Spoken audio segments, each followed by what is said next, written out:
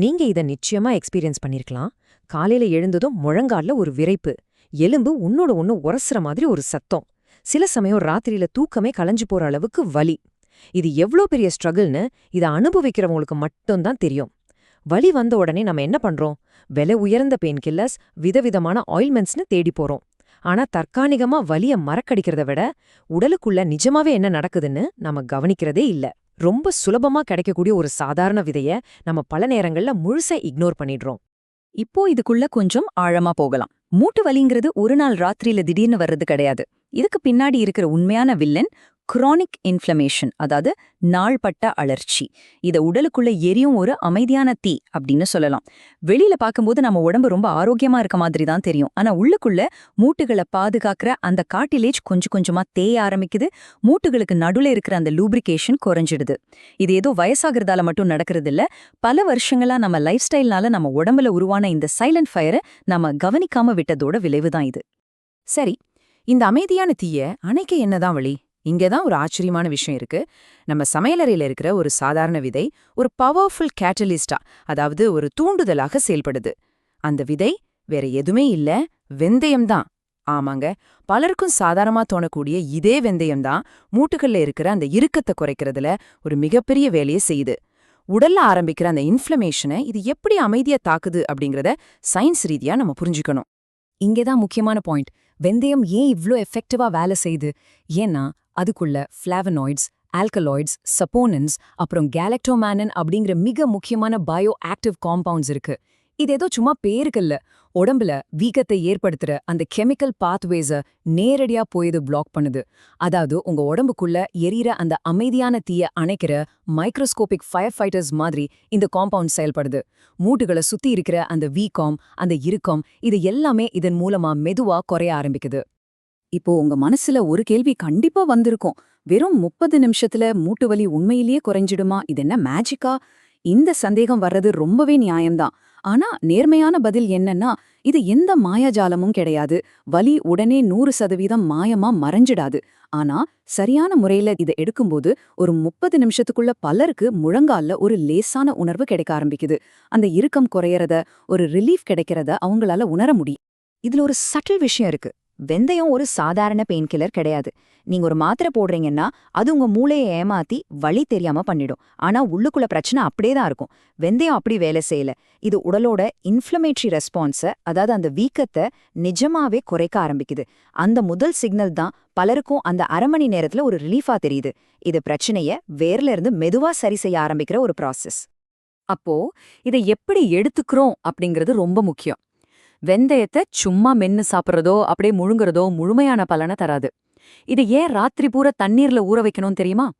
இங்கதான் இந்த crucial power of soaking இருக்கு. ஊற வைக்கும்போது விதை மென்மையாகுது. உள்ள லாக் ஆயிருக்கிற அந்த சக்தி வாய்ந்த பயோ ஆக்டிவ் காம்பவுண்ட்ஸ் ஈஸியா வெளியே வருது. எல்லாவற்றுக்கும் மேல நம்ம உடம்பு அதை ஈஸியா அப்சார்ப் பண்ணிக்க இது ரொம்பவே செரிமானத்துக்கு உதவியா இருக்கு. இதுதான் இந்த சீக்ரெட். ஆனா இதோட டவுன் சைடு என்னன்னா, இயற்கை பொருட்கள் தானே அப்படின்னு நினைச்சு இஷ்டத்துக்கு எடுத்துக்க கூடாது. வெந்தயத்துக்கு பிளட் சுகரை ரொம்ப எஃபெக்டிவா குறைக்கிற தன்மை இருக்கு. அதனால நீங்க சர்க்கரை நோய்க்கு மாத்திரை எடுத்துட்டு இருக்கீங்கனாலோ அல்லது ரத்தத்தை மெலிய வைக்கிற, அதாவது பிளட் தின்னிங் மருந்துகள் எடுத்துட்டு இருக்கீங்கனாலோ ரொம்பவே உஷாரா இருக்கணும். கண்டிப்பா உங்க டாக்டரை கன்சல்ட் பண்ணாம வெந்தயத்தை ரெகுலரா எடுக்க ஆரம்பிக்க கூடாது. இயற்கை உணவுகளுக்கும் மருத்துவ விழிப்புணர்வு ரொம்பவே அவசியம். சரி, ஏன் குறிப்பா 60 வயசுக்கு மேல இந்த வலி இவ்ளோ தீவிரமா இருக்கு? இதுக்கு பின்னாடி இருக்கும் லாஜிக் என்னன்னா, நம்ம உடம்போட மெட்டபாலிசம், அதாவது வளர்ச்சிதை மாற்றம் மெதுவாகிறது தான். வயசாக வயசாக நம்ம உடம்போட ரிப்பேர் சிஸ்டம் ரொம்பவே ஸ்லோ ஆயிடுது. 20 வயசுல ஒரு சின்ன காயம் பட்டா 2 நாள்ல சரியாயிடும். ஆனா 60 வயசுல அந்த சின்ன இன்ஃப்ளமேஷன் பல வாரங்களுக்கு உடம்புக்குள்ளேயே தங்கிடுது. அதனாலதான் சின்ன வலி கூட நாள்பட்ட வலியா மாறி ரொம்ப கஷ்டப்படுத்துது. ஒரு ரியல் லைஃப் எக்ஸாம்பிள் பார்த்தோம்னா இது இன்னும் நல்ல புரியும். 68 வயசான ஒரு ஓய்வு பெற்ற டீச்சரோட ஸ்டோரி இது. பல வருஷங்களா காலையில எழுந்தா முழங்கால் இறுக்கம் அவங்களுக்கு பெரிய பிரச்சனையா இருந்துச்சு. ஆனா அவங்க சில லைஃப் ஸ்டைல் மாற்றங்களை செஞ்சாங்க. ஊற வைத்த வெந்தயம், தினமும் ஒரு சின்ன நடைப்பயிற்சி, நல்ல ஹைட்ரேஷன், அப்புறம் சர்க்கரையை குறைச்சது. சில வாரங்கள்ல அந்த காலை நேர இறுக்கம் ரொம்பவே குறைஞ்சிருச்சு. இதுல இருந்து என்ன தெரியுது? எந்த ஒரு உணவும் தனியா மேஜிக் பண்ணாது. அது ஒரு கம்ப்ளீட் லைஃப் ஸ்டைல் மாற்றத்தோட சேரும்போதுதான் ரிசல்ட் கிடைக்கும். இந்த தப்பு ரொம்ப காமன். மூட்டு வலி வந்துட்டாலே வலி இருக்கு, அதனால நாம முழுசா ரெஸ்ட் எடுக்கணும் அப்படின்னு பலரும் நினைக்கிறாங்க. ஆனா ரியாலிட்டி என்னன்னா, மூவ்மெண்ட் இஸ் மெடிசின். நம்ம மூட்டுகள்ல இருக்கிற கார்டிலேஜ்க்கு தனியா ரத்த ஓட்டம் கிடையாது. அது ஒரு ஸ்பாஞ்ச் மாதிரி. நீங்க நடக்கும்போது அசையும் போது தான் அதுல இருக்கிற அழுக்கு வெளியே போய் புது சத்துக்கள் உள்ள வரும். அதிக நேரம் அசைவில்லாம இருந்தா மூட்டுகள் இன்னும் இறுக்கமா தான் ஆகும். ஸ்டேர் ஸ்குவாட்ஸ், மெதுவான நடைப்பயிற்சி இதெல்லாம் அந்த மூட்டுகளுக்கு தேவையான லூப்ரிகேஷனை கொடுக்குது. இப்போ ஒரு லெவல் மேல போலாம். மூட்டு வலிக்கும் நம்ம ரத்தத்துல இருக்கிற சர்க்கரைக்கும் ஒரு மறைமுகமான ஆழமான தொடர்பு இருக்கு. அதுக்கு பேர் தான் கிளைகேஷன். உடம்புல அதிகப்படியான குளுக்கோஸ் இருக்கும்போது அது நேராகவே நம்ம மூட்டுகள்ல இருக்கிற கொலாஜன் மற்றும் திசுக்களை டேமேஜ் பண்ணுது. சர்க்கரை பாகு காய்ச்சும்போது அது எப்படி கெட்டியாகுமோ அதே மாதிரி நம்ம திசுக்களும் இறுக்கமாயிடும். வெந்தயம் ரத்தத்துல இருக்கிற சர்க்கரை அளவை சீராக வச்சுக்க உதவுறதால அது மறைமுகமா மூட்டு வலியையும் இந்த கிளைகேஷன் ப்ராசஸ்லேருந்து காப்பாத்துது. செக்ஷன் 2 3 அமைதியான தவறுகள். உங்கள் மூட்டு வலியை தினமும் மோசமாக்கும் பழக்கங்கள். நம்ம மூட்டுகளுக்குள்ள எரியற அந்த அமைதியான தீய நாமளே அறியாம எப்படி அதிகமாக்குறோம். முதல் தப்பு ப்ரொலாங் சிட்டிங். மணிக்கணக்கா டிவி முன்னாடியோ நாற்காலிலேயோ அசையாம உட்காந்துட்டே இருக்கிறது. இது இடுப்பு முழங்கால் மூட்டுகளை துருப்பிடிக்க வச்சு ரத்த ஓட்டத்தை குறைச்சிடுது. 2வது டீஹைட்ரேஷன். மூட்டுகளுக்கு எப்படி ஆயில் தேவையோ அப்படி லூப்ரிகேஷனுக்கு தண்ணி ரொம்ப அவசியம். தண்ணி குடிக்கலனா அந்த ஸ்பாஞ்சு ட்ரை ஆயிடும். 3வது ப்ராசஸ்ட் ஃபுட்ஸ், பேக்கெட் ஸ்நாக்ஸ், அதிக சர்க்கரை, எண்ணெயில பொரித்த உணவுகள். இது எல்லாமே உடம்புக்குள்ள அந்த இன்ஃப்ளமேஷன் தீல பெட்ரோல் ஊத்துற மாதிரி.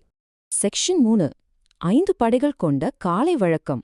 மூட்டுகளின் நீண்ட ஆயுளுக்கான செயல்முறைகள். நாடு காலையில இருந்தே நீங்க ஈஸியா ஸ்டார்ட் பண்ணக்கூடிய ரொம்பவே பிராக்டிக்கலான ஒரு ருட்டீனை பார்ப்போம். காலையில எழுந்ததும் முதல்ல வெதுவெதுப்பான தண்ணீர் குடிங்க. அப்புறம் ராத்திரி ஊற வச்சு அந்த வெந்தயத்தை எடுத்துக்கோங்க. அதுக்கப்புறம் ரொம்ப உங்களை வருத்திக்காம ஒரு 5-10 நிமிஷம் மெதுவான நடைப்பயிற்சி. கூடவே காலையில கிடைக்கிற மிதமான சூரிய ஒளி உடம்புல படட்டும். கடைசியா புரோட்டீன் மற்றும் ஃபைபர் அதிகமா இருக்கிற ஒரு நல்ல காலை உணவு. இது ஏதோ ஒரே நாள்ல நடக்கிற மேஜிக் இல்ல. ஆனா இந்த சின்ன சின்ன அன்றாட பழக்கங்களோட கூட்டுத்தொகை தான் உங்க ஜாயிண்ட் ஹெல்த்தை தீர்மானிக்குது. இந்த முழு கண்டென்ட்டை ஷார்ட்டா சொன்னா, பெயின் கில்லர்ஸ்களை மட்டுமே நம்பி இருக்காம ஒரு ஸ்ட்ராங்கான ஃபவுண்டேஷனை நாம உருவாக்கணும். சத்தான உணவு, ஆழ்ந்த உறக்கம், தொடர்ந்து உடலை இயங்க வைப்பது, ஸ்ட்ரெஸ்ஸை குறைப்பது மற்றும் இயற்கையான ஆன்டி இன்ஃப்ளமேட்டரி பழக்கங்கள். இந்த 5 தூண்களும் ஸ்ட்ராங்கா இருந்தா ஏஜிங் அப்படிங்கிறது நம்ம பயப்பட வேண்டிய ஒரு விஷயமாவே இருக்காது. சோ ஃபைனலா நாம புரிஞ்சுக்க வேண்டிய விஷயம், மூட்டு வலி அப்படிங்கிறது உங்களுக்கு வயசாயிடுச்சுன்னு சொல்ற ஒரு முத்திரை கிடையாது. உங்க உடம்பு உங்களை ஏமாத்தல. அது உங்களுக்கு கொடுக்குற ஒரு சின்ன வார்னிங் சிக்னல். என் லைஃப் ஸ்டைல கொஞ்சம் மாத்து, எனக்கு கொஞ்சம் சப்போர்ட் கொடு அப்படின்னு உங்க உடம்பு கேட்கிற ஒரு குரல் தான் அந்த வலி. உடம்ப ஒரு எதிரியா பார்க்காம அது கேட்கிற அந்த சரியான ஆதரவை நாம கொடுத்தா உடம்பு தன்னைத்தானே சரி பண்ணி நிச்சயமா முழஞ்சு செய்யும். இப்போ ஒரு நிமிஷம் யோசிச்சு பாருங்க. நம்ம சமையலறையில இருக்கிற ஒரு மிகச்சிறிய விதையால நம்மளோட மொபிலிட்டியில இவ்ளோ பெரிய ஒரு மாற்றத்தை தூண்ட முடியும்னா, இன்னைக்கு நீங்க மாத்திக்க போற அந்த ஒரு சின்ன பழக்கம் என்னவா இருக்கும்? 60 வயசுக்கு மேல வாழ்க்கை முடிஞ்சு போச்சுன்னு அர்த்தம் இல்ல. அது நம்ம உடம்ப ரொம்ப புத்திசாலித்தனமா பராமரிக்க வேண்டிய ஒரு புது அத்தியாயம். எந்த பெரிய செலவும் இல்ல, பயமும் இல்ல. அந்த முதல் சின்ன அடிய இன்னைக்கு எடுத்து வைங்க.